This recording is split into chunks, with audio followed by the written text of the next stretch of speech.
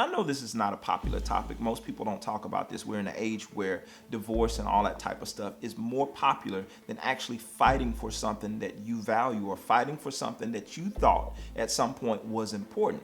The thing is, that person is still important.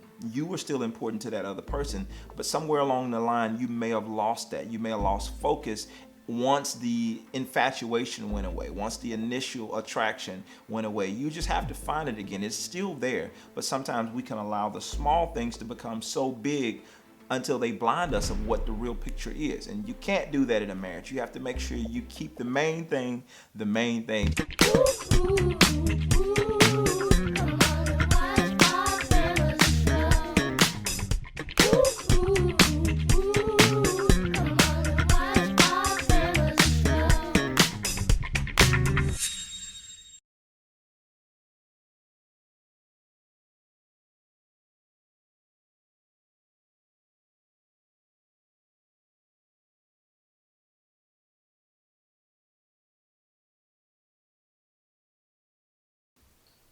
So in this video, I'm gonna give you 3 reasons why I think you should stay married.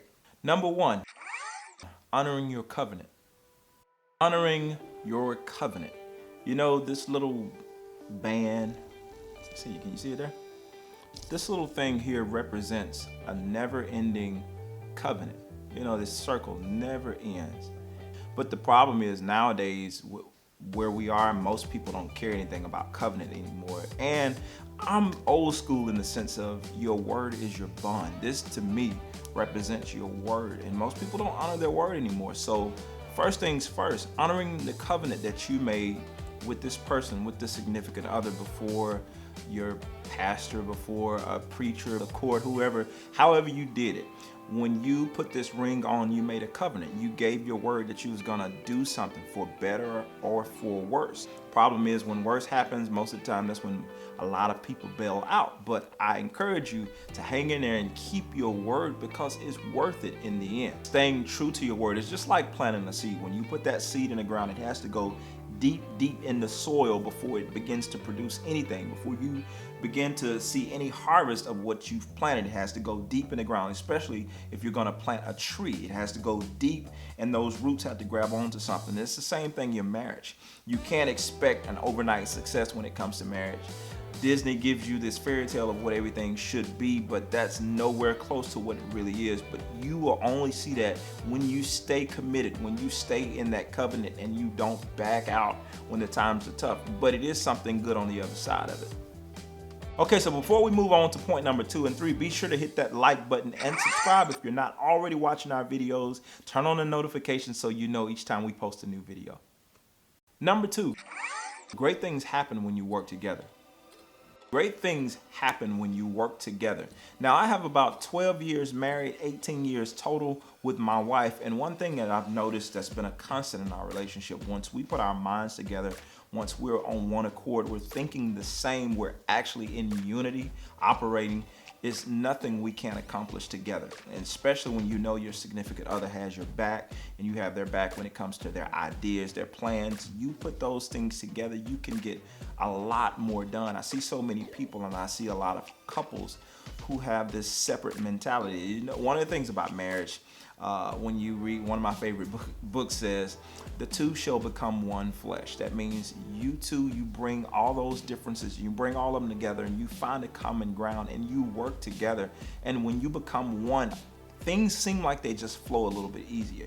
But one of the things about becoming one and putting down all your differences is gonna cause you to be a little less selfish. And I think that's one of the things that people don't like to deal with when it comes to marriage.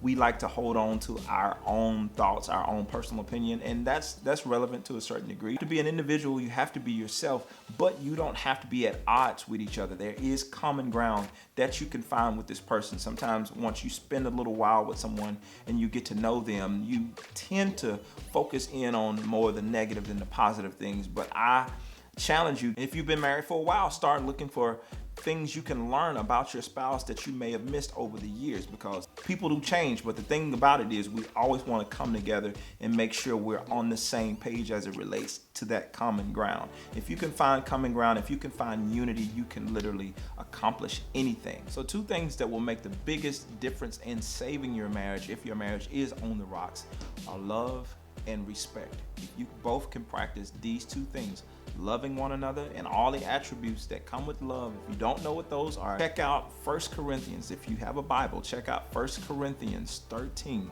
verses 4. Read all the way down to, I think, verse number 7. And it gives you some attributes on love and some things that will help you to grow in that area. And another book that I recommend, if you haven't read this book, I recommend Dr. Gary Chapman's The 5 Love Languages, and that's a great book to kind of find out the language that your significant other needs.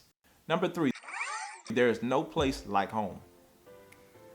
There's no place like home. There's an old saying that says, home is where the heart is.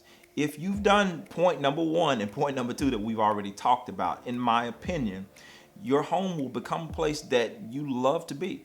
I find so many people in marriages that have been married for a little while who seem like they just hate going home. I never really understood that. Early in my marriage, I could probably get that because we weren't on the same page always, and it did take years to get to that point. But once we got to the point where there's a mutual understanding, there's a mutual respect for one another, and like I said, points number 1 and 2, after we learned to work together and start doing those things, home became the place that I wanted to be.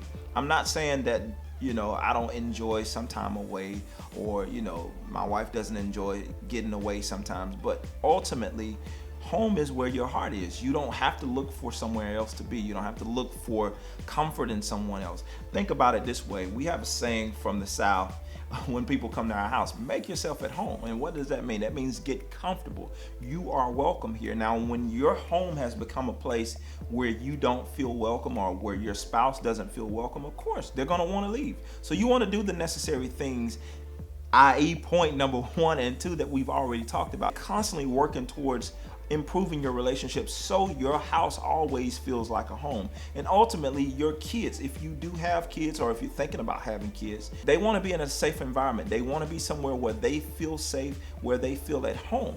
Because when you create that environment, that loving environment, nothing can take the place of that. Nobody wants to go anywhere else and stay there. You want to be at home when you create that environment of safety for each other. So it's something that strengthens your marriage, and it does take time. Now, all of these are my thoughts. I hope these were helpful to you. If you found something really helpful, or if you have a favorite one, be sure to drop it in the comment and let someone else know what it is. Take care.